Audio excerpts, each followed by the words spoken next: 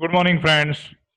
કિરણ પ્રકાશશાસ્ત્રના પ્રકાશી ઉપકરણોના આજના લેક્ચરમાં આપણે પૂર્ણ આંતરિક પરાવર્તનના થોડાક દાખલા જોઈશું. પહેલા દાખલાની આપણે શરૂઆત કરીએ છીએ. એક અંતર્ગોળ અરીસો એક ટેબલ પર એવી રીતે મૂક્યો છે કે જેથી તેની અક્ષ શિરોલંબ ઉપર તરફ રહે. પી અને સી અનુક્રમે અરીસાના ધ્રુવ અને વક્રતા કેન્દ્ર છે. ઓકે, સો એવું વિચારો કે અહીંયા ટેબલ છે ને ટેબલ પર અરીસો મૂકેલો છે કે જેથી અરીસાની આ અક્ષ જે છે એ શિરોલંબ રહે છે. આ અરીસો છે,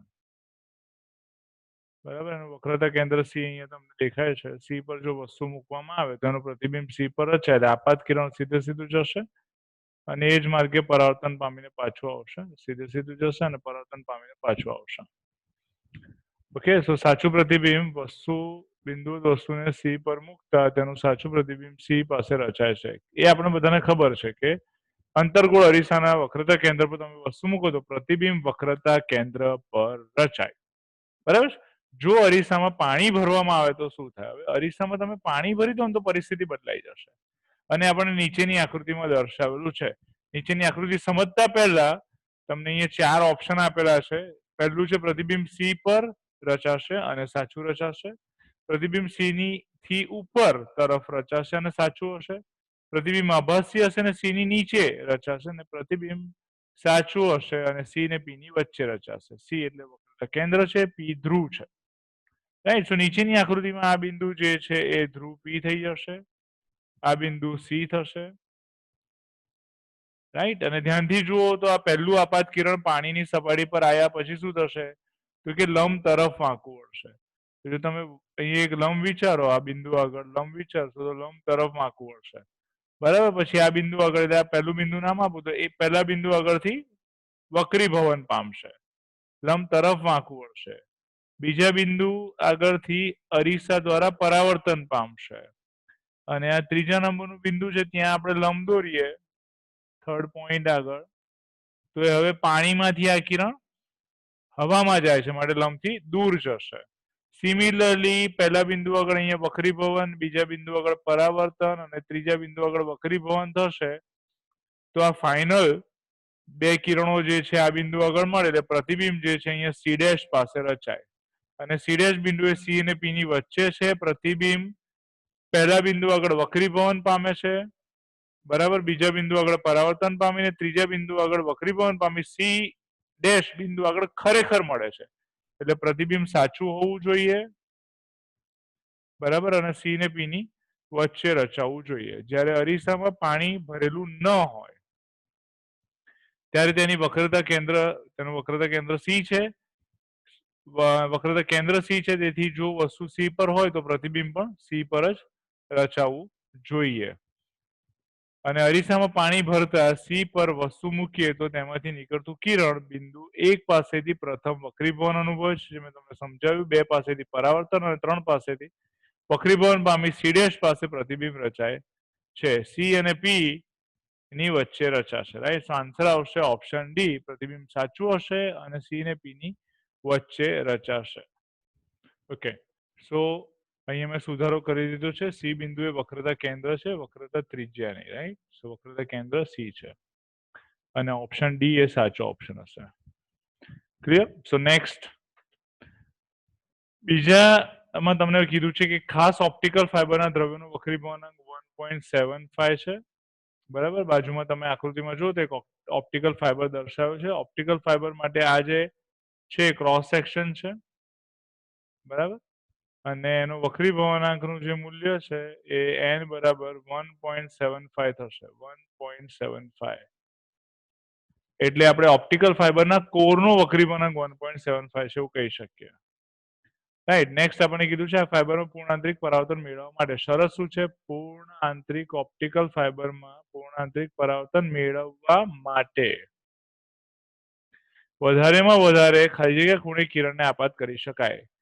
સો આપાત કિરણ માટે આપાત કોણનું મેક્સિમમ મૂલ્ય શું હશે? વધારેમાં વધારે ખૂણો શું હશે? આઈ નું મૂલ્ય શું હશે? ઓપ્ટિકલ ફાઇબર બહારનું માધ્યમ હવા લેવાનું છે, એટલે બહાર કોઈ ક્લેડિંગ નથી, એનું કોઈ આવરણ નથી. આપણે હવા લેવાનું છે, જેનો વક્રીભવનાંક 1 છે, બરાબર. આપણને ખબર છે. સો નાઉ ઓપ્ટિકલ ફાઇબર માટે આપણે ઓલરેડી સૂત્ર તારવેલું છે અને સૂત્ર છે sin I is less than or equals to under root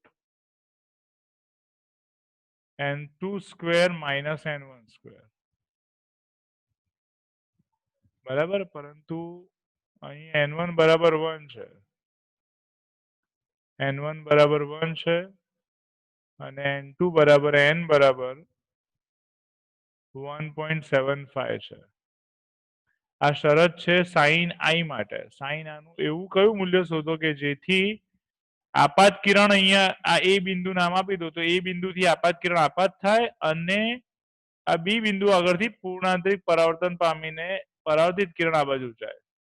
અહીંયા પૂર્ણાંતરિક પરાવર્તન થવું જોઈએ અને પૂર્ણાંતરિક પરાવર્તન થવા માટે જો આપણે આ ત્રિકોણને પૂરો કરીએ, આ ખૂણાને આપણે R ધારી લઈએ જે વક્રીભૂત કિરણ, તો 90 ખૂણો છે માટે આ 90 માઇનસ R થશે અને શરત આપણને મળશે 90 minus R greater than C થવું જોઈએ. તો ડાયરેક્ટ આપણી પાસે સૂત્ર ઓલરેડી તારેલું છે, આ સૂત્રમાં આપણે ડાયરેક્ટ કિંમત મૂકી શકીએ, પરંતુ સમજાય માટે હું ફરીથી આખી સાબિતી સમજાવું છું. સો પૂર્ણાંતરિક પરાવર્તન માટે ખૂણો 90 માઇનસ R એ ક્રાંતિકોણ કરતા મોટો હોવો જોઈએ. બેટર ક્લિયરિટી માટે આ બધું આપણે હટાવી દઈએ. અહીં આપણે 90 માઇનસ R એ ક્રાંતિકોણ કરતા મોટો હોવો જોઈએ એ શરત અહીંયા દર્શાવેલી છે. 90 માઇનસ R ગ્રેટર દેન ક્રાંતિકોણ C થવું જોઈએ. C એ ક્રાંતિકોણનું મૂલ્ય છે. 90 minus R greater than C થાય અને માટે sin 90 minus R greater than sin C થશે. બંને બાજુ આપણે sin વિધેય લઈએ છે અને માટે cos R ગ્રેટર દેન 1/n થાય. હવે ધ્યાનથી સમજો, sin 90 માઇનસ R જે છે એ cos R થઈ જાય. sin 90 માઇનસ R બરાબર cos R થશે અને sin C ની જે વેલ્યુ છે એ 1/n છે. sin C ક્રાંતિકોણ માટે સૂત્ર યાદ કરો, sin C બરાબર શું થશે? 1/n. ઓકે, સો cos R ગ્રેટર દેન 1/n થાય. હવે sin I બરાબર n sin R છે. આપણે સ્નેલનો નિયમ ઉપયોગમાં લઈએ છીએ અને સ્નેલનો નિયમ ઉપયોગમાં લેવા માટે બહાર આપાત કોણ I નું મૂલ્ય છે અને વક્રી પૂર્ણાંકનું મૂલ્ય 1 છે એટલે 1 sin I આપણે આવું લખી શકીએ. 1 sin I બરાબર અંદર વક્રી પૂર્ણાંક n છે અને વક્રીભૂત કોણ R છે, સો n sin R લખાય. અને sin I બરાબર શું થશે તો કે n under route sin R ની જગ્યાએ under root 1 minus cos square R લખીએ. આવું લખવા પાછળનો હેતુ શું છે તો કે cos R ની વેલ્યુ આપણી પાસે છે. સો sin R ની જગ્યાએ under root 1 minus cos square R લખ્યું. cos સ્ક્વેર R ની જગ્યાએ 1/n તમે સૂત્ર મૂકશો પરિણામ 1 પરથી, તો sin I less than n under root 1 minus 1/n square થશે. cos R ની જગ્યાએ આપણે સમીકરણ 1 પરથી કિંમત મૂકીએ તો આપણને અસમતા મળશે sin I less than n under root 1 minus 1/n square અને લસા લેશો તમે તો sin I less than n square minus 1/n square થશે. આ n સ્ક્વેર વર્ગમૂળની બહાર નીકળશે તો n થઈ જશે ને n ઉડી જશે તો under route n square minus 1 એવી વેલ્યુ મળે, જે સૂત્ર મેં તમને ઉપર અહીંયા બતાવ્યું છે. sin I less than or equals to under root n2 square minus n1 square less than sin I less than n2 square minus n1 square થવું જોઈએ પૂર્ણાંતરિક પરાવર્તન થવા માટે. પણ sin નું મહત્તમ મૂલ્ય એટલે સોરી I નું મહત્તમ મૂલ્ય જોઈતું હોય તો under route n square minus 1 લખાય. સો sin I is less than under root 1.75 whole square minus 1 બરાબર. sin I less than 1.436 થશે. આપણને ખબર છે કે sin નું મેક્સિમમ મૂલ્ય 1 છે એટલે આપણે એને 1 સાથે સરખાવીએ. sin I નું મહત્તમ મૂલ્ય 1 હોય છે અને આપણે જ્યારે I નું મૂલ્ય મહત્તમ લઈએ એટલે કે 1 લઈએ તો π/2 એટલે કે 90 ડિગ્રી મળે. બરાબર. સો I નું મૂલ્ય 90 ડિગ્રી માટે પણ પૂર્ણાંતરિક પરાવર્તનની શરત સંતોષાય છે. I નું મહત્તમ મૂલ્ય π/2 થશે. રાઈટ. સો I તમે બે રીતે લખી શકો, less than or equals to π/2. π/2 is equivalent to 90 degree. અથવા તમે શું લખી શકો, I maximum is equals to 90 degree. બે રીતે તમે આ વેલ્યુને લખી શકો. ઓકે, નેક્સ્ટ દાખલો આપણે જોઈએ. 5/3 જેટલો વક્રી પૂર્ણાંકનું મૂલ્ય આપણને આપ્યું છે n બરાબર 5/3 જેટલો વક્રી વળાંક ધરાવતા એક પ્રવાહીને એક વાસણમાં ભરેલું છે, જે તમને આકૃતિમાં દર્શાવેલું છે. આકૃતિમાં વાસણ છે, એની અંદર પ્રવાહી ભરેલું છે. વાસણના તળિયે એક બિંદુવત પ્રકાશ ઉદ્ગમ મૂકેલું છે. આયસ જે છે બિંદુવત પ્રકાશ ઉદ્ગમ છે. એક અવલોકનકાર આ પ્રકાશ ઉદ્ગમને શિરોલંબ દિશામાંથી જુએ છે. અવલોકનકાર ઉપર છે અહીંયા, રાઈટ? અહીંયા ઉપર અવલોકન કરતા છે અને અવલોકનકાર જ્યારે ઉપરથી પ્રકાશ ઉદ્ગમને જોશે ત્યારે એને પ્રકાશ ઉદ્ગમ દેખાશે. પ્રવાહીની સપાટીથી ઉદ્ગમની શિરોલંબ દિશામાં એક અપારદર્શક તકતી એવી રીતે મૂકી છે કે જેથી કેન્દ્ર પ્રકાશ ઉદ્ગમની બરાબર ઉપર આવે, રાઈટ? સો પ્રવાહીની જે તકતી છે એની ઉપર એક્ઝેક્ટલી કેન્દ્ર જે છે, સોરી, પ્રવાહીની સપાટીથી ઉદ્ગમની શિરોલંબ દિશામાં એક અપારદર્શક તકતી એવી રીતે મૂકી છે કે જેથી તેનું કેન્દ્ર પ્રકાશ ઉદ્ગમની બરાબર ઉપર આવે, બરાબર? એટલે આ જે તકતી છે, તકતીનું કેન્દ્ર પ્રકાશ ઉદ્ગમની બિલકુલ બરાબર ઉપર છે. તકતી આ રીતે વર્તુળાકાર હશે, બરાબર? અહીંયા આપણને બ્લેક પટ્ટીના સ્વરૂપમાં આકૃતિમાં દર્શાવી છે, પણ આ રીતે વર્તુળાકાર તકતી હશે અને તકતીનું જે કેન્દ્ર છે એ એક્ઝેક્ટલી પ્રકાશ ઉદ્ગમ S ની ઉપર છે, જે O વડે દર્શાવેલું છે. અને હવે આ પ્રવાહીને ધીરે ધીરે વાસણના તળિયેથી બહાર કાઢવામાં આવે. ઓફકોર્સ આ તકતી જે છે પ્રવાહીની ઉપર તરે છે અને પ્રવાહી જો બહાર નીકળે, અહીંયા તળિયેથી ધારો કે બહાર નીકળે છે એવું વિચારો, તો પ્રવાહીની સપાટી નીચી જશે. પ્રવાહીની સપાટી નીચી જશે તો તકતી પણ નીચે જશે અને માટે બહારથી જોતા ઉદ્ગમ ન દેખાય. આપણે શરત આપી છે બહારથી જોતા ઉદ્ગમ ન જોઈ શકાય તે માટે પ્રવાહીની વધારેમાં વધારે ઊંચાઈ કેટલી હોવી જોઈએ, અને પ્રવાહીની ઊંચાઈ એટલે આ h નું મૂલ્ય કેટલું હોવું જોઈએ, જે આપણે આકૃતિમાં દર્શાવેલું છે. h નું મૂલ્ય આપણને પૂછ્યું છે અને તકતીની ત્રિજ્યા 1 સેન્ટીમીટર છે. હવે ક્યારે પ્રકાશ બહાર ન નીકળે? આ ઉદ્ગમ S માંથી નીકળતો જે પ્રકાશ છે એ ક્યારે બહાર ન નીકળે, પ્રશ્ન છે. હવે એ પ્રશ્નનો બહુ સિમ્પલ જવાબ છે. જો પ્રકાશ ઉદ્ગમ તકતીના કિનારા પાસે એટલે બી બિંદુ પાસે અને એ જ રીતે કિનારા પાસે એટલે આ એ બિંદુ પાસે, આકૃતિમાં દર્શાવેલા બી ને એ બિંદુ પાસે આપાત થતા આ બે કિરણો જે છે એ ક્રાંતિકોણ બી બિંદુ આગળ દોરેલો જે લંબ છે એટલે આ લંબ પાસે ક્રાંતિકોણ સી, એવી રીતે એ બિંદુ પાસે દોરેલા લંબ પાસે ક્રાંતિકોણ સી ખૂણો બનાવે તો શું થશે? વક્રીભૂત કિરણ જે છે બે માધ્યમને છૂટી પાડતી સપાટીને સમાંતર નીકળી જશે અને વક્રીભૂત કિરણ બહાર જઈ શકશે નહીં. હવે ધ્યાનથી સમજો, એક કિરણ જો એ બિંદુથી વધારે દૂર હોય, આ કિરણ એ બિંદુથી વધારે દૂર હોય તો લંબ પાસે બનતો ખૂણો આ થીટા એ ગ્રેટર ધેન ક્રાંતિકોણ સી થાય અને પરિણામે એ કિરણનું પૂર્ણાંતરિક પરાવર્તન થાય. આ પ્રવાહીના વાસણની અંદર જ હશે, બહાર નહીં હોય, તો બહારથી અવલોકન કરતા પ્રકાશને જોઈ ન શકે. સો આપેલી શરત પ્રમાણે બહારથી જોતા ઉદ્ગમ ન દેખાય, જોઈ શકાય તે માટે પ્રવાહીની ઊંચાઈ h અને તકતીની ત્રિજ્યા r એટલે ઓ બી અંતર જે છે એ r, જેનું મૂલ્ય 1 સેન્ટીમીટર છે, બરાબર? r અને h વચ્ચેનો સંબંધ આપણે શોધવો પડે અને r અને h વચ્ચેના સંબંધ પરથી r નું મૂલ્ય આપણી પાસે r બરાબર 1 સેન્ટીમીટર આપેલું છે. એના ઉપયોગ કરીને આપણે h નું મૂલ્ય શોધી શકીએ. પ્રવાહીનો વક્રીભવનાંક આપેલો છે. ઓકે, સો બેઝિક ઇન્ફોર્મેશન મેં અહીંયા લખી દીધી છે. n બરાબર 5/3 થશે. વક્રીભવનાંકનું જે મૂલ્ય છે 5/3 છે, ઓલરેડી આપેલું છે.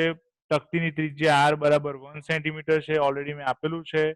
h નું મૂલ્ય જે છે આપણે શોધવાનું છે અને r અને h વચ્ચેનો સંબંધ ઓલરેડી આપણે સાબિત કરી ચૂકેલા છે પાછળના લેક્ચર્સમાં. સો h બરાબર r √n² - 1 થશે, જ્યાં n એ પ્રવાહીના દ્રવ્યનો વક્રીભવનાંક છે, 1 એ બહારનું માધ્યમ જે હવા છે એનો વક્રીભવનાંક છે, r એ વર્તુળાકાર ત્રિજ્યા છે અને h એ ઊંડાઈ છે. r અને h વચ્ચેનો સંબંધ છે ઊંડાઈ અને સમક્ષિતિજ અંતર વચ્ચેનો આ સંબંધ છે.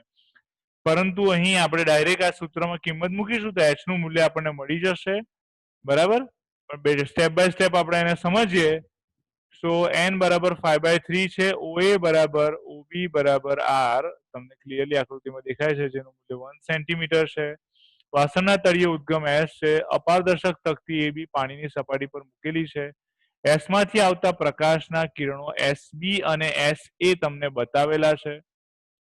વાસણના તળિયેથી ધીરે ધીરે પાણી ખાલી થતા પ્રવાહીની સપાટી નીચે આવશે અને પરિણામે તકતી પણ નીચે આવશે, જેને લીધે SBR ખૂણાની જે કિંમત છે એ વધશે. SB અને R આ જે ખૂણો મેં અહીંયા ક્રાંતિકોણ C બતાવ્યો છે આકૃતિમાં, એના ખૂણાનું મૂલ્ય વધશે. આ આપણે ધારી લીધેલું છે મેક્સિમમ અંતર માટે. ભાઈ h નું વધારેમાં વધારે મૂલ્ય કેટલું હોવું જોઈએ કે જેથી કિરણો બહાર ન નીકળી શકે. પરંતુ એવું વિચારો કે તકતી પહેલા શરૂઆતમાં ઉપર ક્યાંક હશે અને જેમ જેમ પ્રવાહી ખાલી થશે તળિયેથી તેમ તેમ તકતી નીચે આવતી જશે અને SBR જે ખૂણો છે એની કિંમત વધશે અને એનું મૂલ્ય જ્યારે C થશે એટલે SBR ક્રાંતિકોણ જેટલો થશે ત્યારે કિરણ BP ની જે દિશા છે બરાબર છે એ બે સપાટીને સમાંતર હશે. બરાબર, પછી પૂર્ણાંતરિક પરાવર્તન થવાની શરૂઆત થાય. ત્રિકોણ SOB ની વાત કરીએ, SO અને B ની વાત કરીએ, રાઈટ, તો એમાં આ જે ખૂણો છે એ ક્રાંતિકોણ C થશે. કેમ?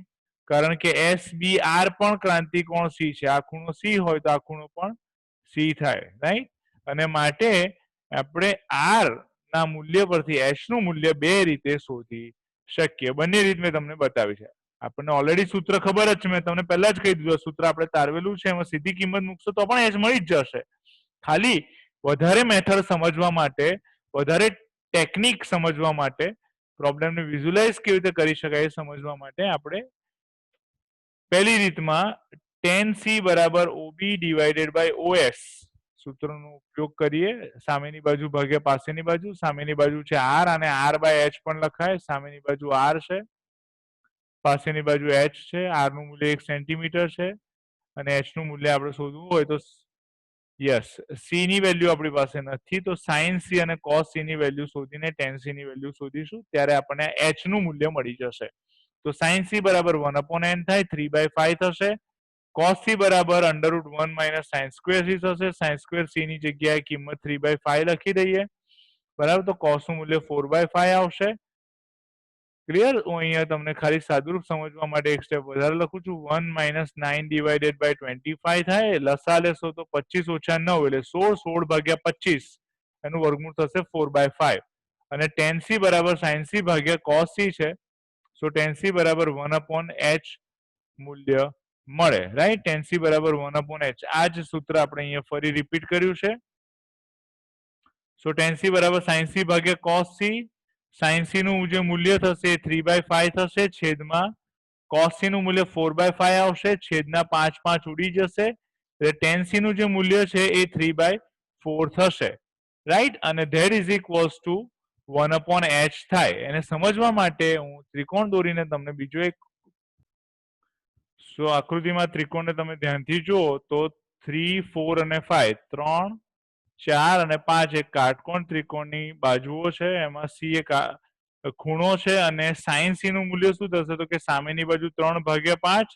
cos C નું મૂલ્ય શું થશે તો કે પાસેની બાજુ 4/5 એટલે કર્ણનું મૂલ્ય. અને tan C બરાબર શું થશે? સામેની બાજુ 3 ભાગ્યા પાસેની બાજુ 4. સો 3/4 ઇઝ ઇક્વલ્સ ટુ h નું મૂલ્ય મળે અને માટે h બરાબર શું થશે તો કે h બરાબર 4/3 1.33 સેન્ટીમીટર ધેટ ઇઝ 13.3 મિલીમીટર થાય. આપણને h નું મૂલ્ય મળી ગયું.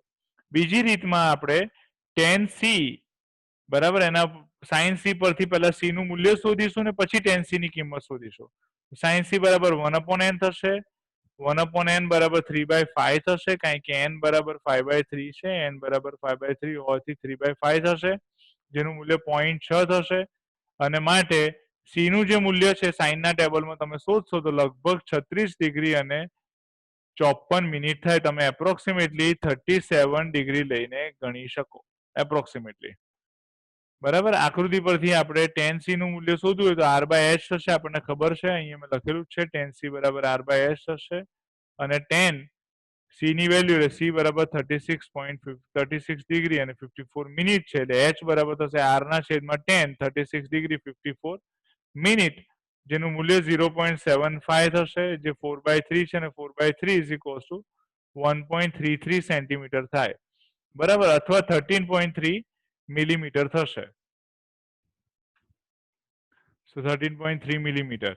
આમ આપણે એવું કહી શકીએ કે જ્યારે પ્રવાહીની ઊંચાઈ મહત્તમ 13.3 મિલીમીટર હશે ત્યારે પ્રકાશ જે છે એ અપારદર્શક તકતી વડે બહાર જઈ શકશે નહીં અને માટે બહારથી જોતા અવલોકન કરતાને પ્રકાશ ઉદ્ગમ કે પ્રકાશ દેખાશે નહીં. નેક્સ્ટ દાખલો. નેક્સ્ટ દાખલામાં આપણને માહિતી આપી છે તળાવમાં એક માછલી તળાવના કિનારે 6.3 મીટર અંતરે રહેલ છે. બરાબર તળાવના કિનારાથી આ 6.3 મીટર અંતર છે અને હવે જો તે કિનારા પરના એક ઝાડને જસ્ટ જોઈ શકતી હોય તો તળાવમાં તેની ઊંડાઈ કેટલી હશે? તેની તળાવમાં ઊંડાઈ આપણે મીટરમાં શોધવાની છે. પાણીનો વક્રી ગુણાંક 1.33 છે. અહીંયા સમક્ષિતિજ અંતર આર જે છે એ આર નું મૂલ્ય થશે આર બરાબર 6.3 મીટર થાય. જસ્ટ જોઈ શકે છે એનો મતલબ એ થાય કે જો માછલી કિનારાથી વધારે દૂર હોય તો એ ઝાડને સંપૂર્ણપણે જોઈ ન શકે બરાબર અને તળાવમાં જેની ઊંડાઈ છે ડેપ્થ ડી આપણે શોધવાનું છે. તમને આકૃતિમાં બતાવ્યું છે ડી નું મૂલ્ય આપણે શોધવાનું છે બરાબર અને માછલી ના આંખમાં દાખલ થતું કિરણ આપણે વિચારીએ બરાબર તો સોરી માય મિસ્ટેક ઝાડના તળિયામાંથી આપાત થતું આ કિરણ પાણી અને હવાને છૂટી પાડતી સપાટીને સમાંતર હોય. આ બિંદુ આગળ આપણે લંબ દોરીએ બરાબર અને કિરણ ત્યાંથી વક્રીભવન પામીને માછલીની આંખમાં જાય અથવા એનાથી ઊંધું આ આપાત કિરણ જે છે એ અહીંયાથી વક્રીભવન પામીને ઝાડના તળિયે પહોંચે. બંને રીતે તમે બોલી શકો છો. તો આ ખૂણો જે છે ક્રાંતિકોણ સી જેટલો થવો જોઈએ રાઈટ આ ખૂણો ક્રાંતિકોણ સી જેટલો થવો જોઈએ. તો આ આર થશે બરાબર આ ખૂણો પણ ક્રાંતિકોણ સી જેટલો થશે એટલે આખો ખૂણો જે બતાવ્યો છે ને આખો ખૂણો થશે એ 2c થશે અડધો ખૂણો સી થશે રાઈટ અને સી ના મૂલ્ય પરથી આપણે આર અને ડી વચ્ચેનો સંબંધ મેળવી શકીએ.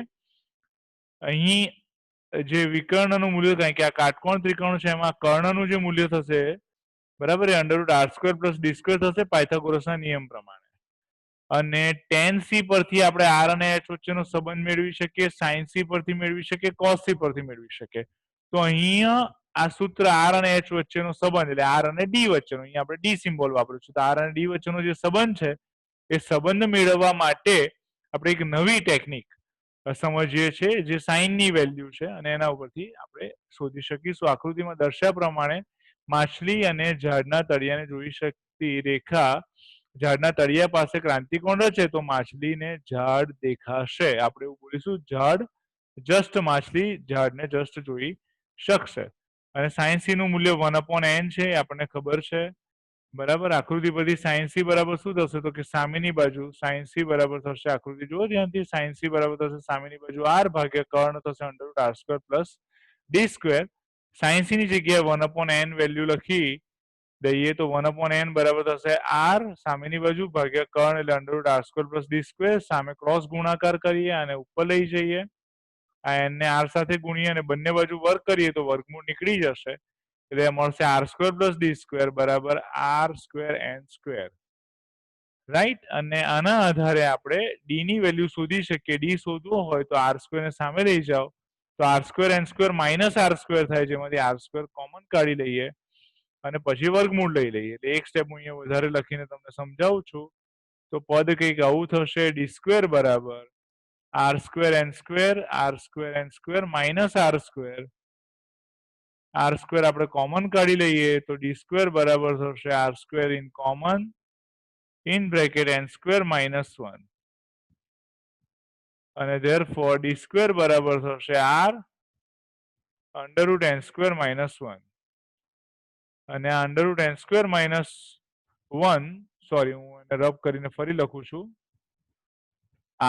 D equals to R under root N square minus 1 થશે. આ સૂત્ર આપણે પહેલા પણ આગળ જોયું છે. h બરાબર R right under root N square minus 1 સૂત્ર પરથી આવેલું છે. બંને એક જ સૂત્ર છે જે સમક્ષિતિજ અંતર આર અને ઊંડાઈ h વચ્ચેનો સંબંધ આપે છે. ક્રાંતિ કોણ ખૂણો ક્રાંતિ કોણ હોવો જોઈએ. અને કિંમત મૂકશો તો આર ની જગ્યાએ 6.3 મીટર લખાશે. એન ની જગ્યાએ 1.33 નો વર્ગ -1 વર્ગમૂળની જગ્યાએ અહીંયા રેસ ટુ 1/2 લખ્યું છે. રેસ ટુ 1/2 એટલે ઘાતમાં 1/2 નો મતલબ જ વર્ગમૂળ થાય છે. અને ડી બરાબર થશે 6.3 ગુણ્યા 0.8767. તમે વેલ્યુ કેલ્ક્યુલેટ કરી શકો છો યુઝિંગ અ કેલ્ક્યુલેટર. અને ફાઇનલ આન્સર આપણને ડી બરાબર 5.5228 metre. That's the final answer, right? So એટલી ઊંડાઈ એ માછલી હોવી જોઈએ. સો અહીં આપણું આ લેક્ચર પૂરું થાય છે અને નેક્સ્ટ લેક્ચરમાં આપણે ગોળીય વક્રીભવન કારક સપાટી વડે થતું વક્રીભવન સમજીશું.